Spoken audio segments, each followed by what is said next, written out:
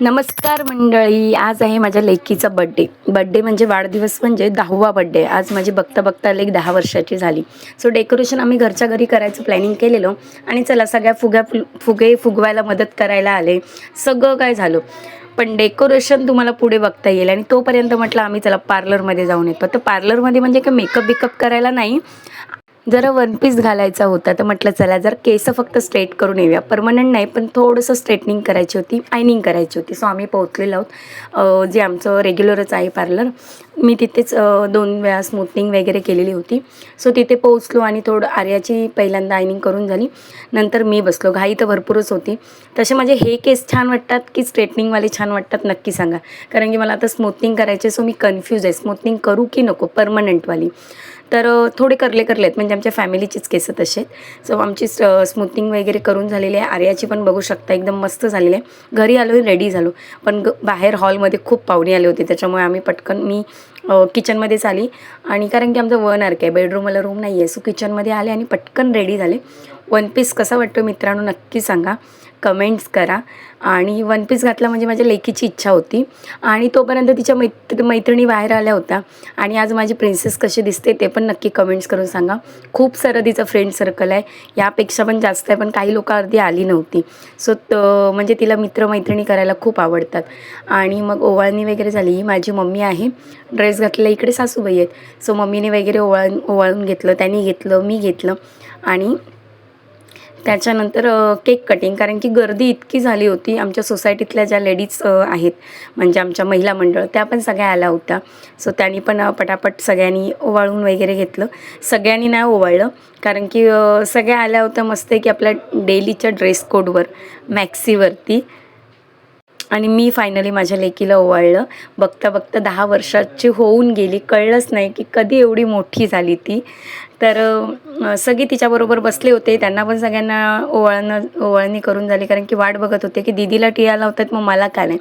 आणि सम्राटचं तर काही केक कापेपर्यंत काही कळत नव्हतं, केक तोडतोय की व्यवस्थित ठेवतो हेच कळत नव्हतं. आणि झालं म्हणजे ओवाळणी वगैरे करेपर्यंत टाईम गेला. आणि त्याच्यानंतर म्हटलं चला महिला मंडळ म्हटलं कोणतरी पाहिजे, तर सगळ्याजणी बोलत होत्या आम्ही मॅक्सीवर आहे. फक्त वहिनी अर्चना वहिनी भेटल्या, ज्या माझ्या समोर राहतात, त्यांनी ड्रेस घातला होता. म्हटलं चला एक महिला मंडळाकडून ओवाळणी होऊन जाऊन दे, म्हणजे पूर्ण महिला मंडळाने केली असे समजते. कारण की आमचं महिला मंडळ तुम्ही बघू शकता, मी व्हिडिओमध्ये टाकते. आम्ही सगळीकडे एकदम एकदम एन्जॉय करतो. सो फायनली ती वेळ आलेली आहे केक कापायची, आणि आम्ही मस्तपैकी केक कापायला घेतलेला आहे. आणि हे जे डेकोरेशन बघताय ना, हे नंतर आम्ही त्या मुलाला बोलवून म्हणजे पैसे देऊन नंतर करून घेतलेलं.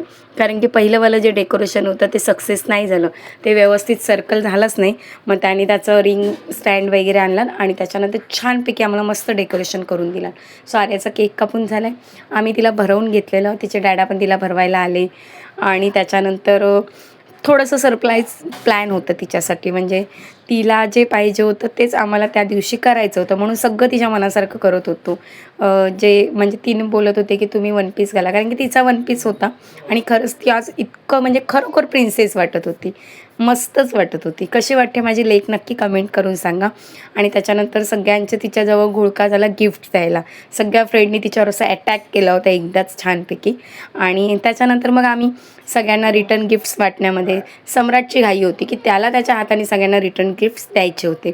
सो त्यांनी रिटर्न गिफ्ट्स दिले. गोंधळ उडाला होता, पण तो छान पण वाटत होता गोंधळ, कारण की आपल्या सेलिब्रेशनमध्ये ज्यावेळेला दुसरे सामील होतात ना, तेव्हाच त्या सेलिब्रेशनची खरी मजा असते. तर खूप छान होतं. पण ह्यावेळेला एक मिस होतं की आम्ही घरी जेवण नव्हतं केलं, म्हणजे पाहुण्यांना वगैरे जेवण नव्हतं केलं. पाहुणे म्हणजे माझ्याच घरची होती.